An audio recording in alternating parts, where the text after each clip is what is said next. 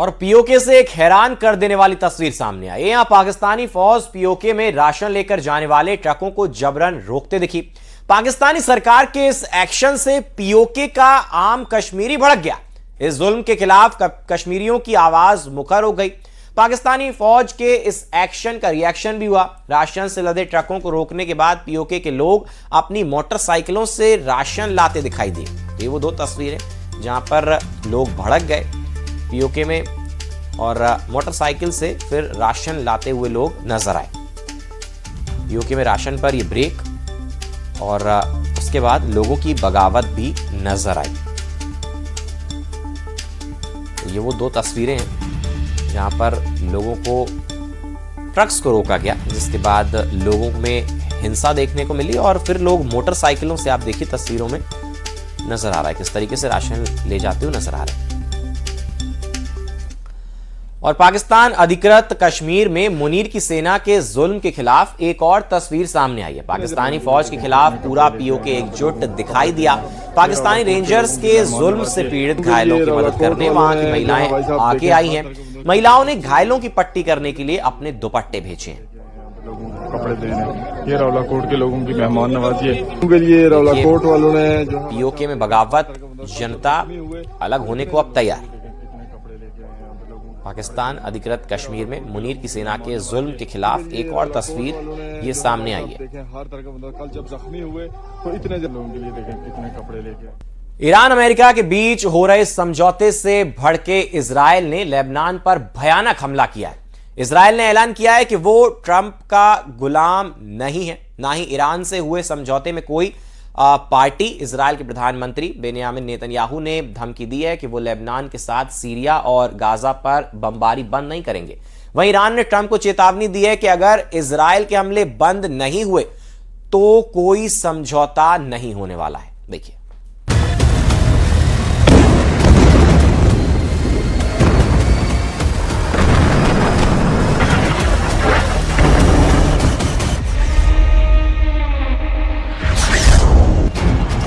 Lebanon में Israel के धमाकों ने नेतन्याहू के इरादे साफ कर दिए हैं।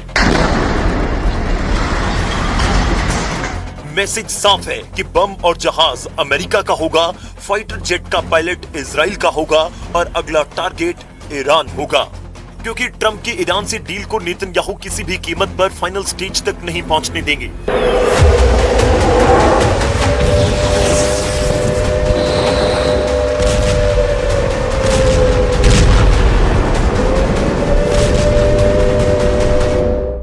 ट्रंप जिनेवा में हैं, G7 समिट में हिस्सा ले रहे हैं।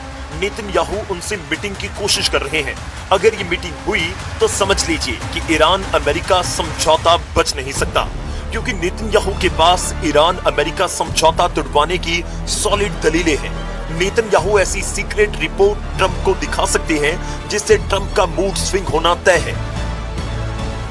What are the expectations for Israel? Can this deal survive if Israel attacks Lebanon? It can, and I consider that the minor war. Iran's a big one, but we have that a little pinprick out there that constantly rears its head, and that's Hezbollah.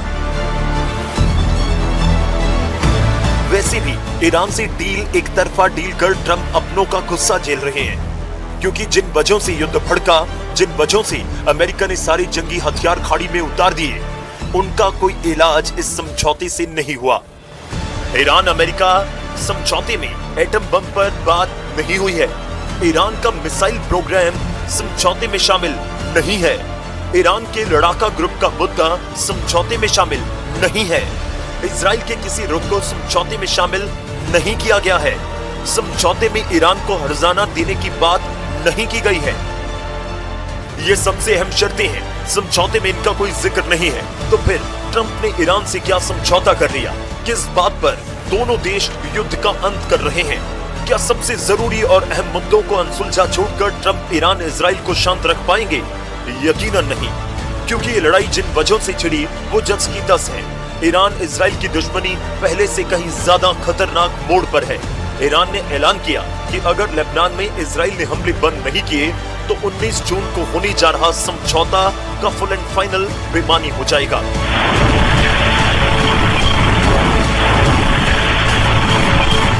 فکر میکنم بعدها بیشتر روشن خواهد شد که اقدام تروریستی رژیم صهیونیستی علیه لبنان در بعد از ظهر دیروز تبدیل شد به فرصتی برای تأمین حداکثری منافع ملی ایران و جبهه مقاومت و لبنان.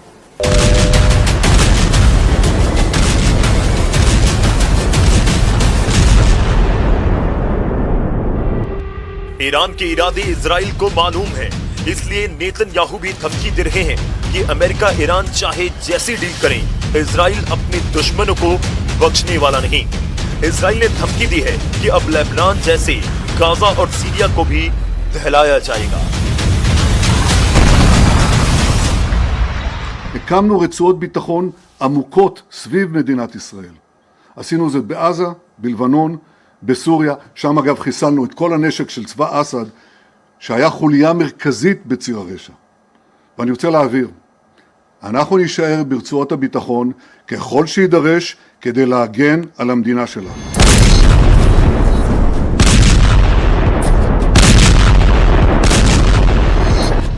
बमों से ज्यादा बयान असर कर रहे हैं। Israel आग उगल रहा है, जंग के मैदान में दुश्मनों को मार रहा है, इंटरनेशनल स्टेज से ट्रंप को सतर्क कर रहा है और ईरान से डील में धोखा मिलेगा। ईरान भरोसे के लायक नहीं। ट्रंप है कि समझौते के लिए ईरान की सारी शर्तें मानते जा रहे हैं। ट्रंप की यही मजबूरी इजराइल को डरा रही है। नेतन्याहू अभी कोशिश में लगे हैं कि 19 जून से पहले ट्रंप अपने रुख से पलट जाएं। नेतन्याहू ने देशवासियों के नाम पैगाम में भी कहा कि युद्ध अभी खत्म नहीं हुआ है। מדינת ישראל מהשמדה. אבל אני אומר לכם, אזרחי ישראל, המאבק לא תם ונשלם. אנחנו נצטרך להמשיך לעמוד על המשמר, להמשיך להיות חזקים ונחושים, להגן על עצמנו ככל שידרש.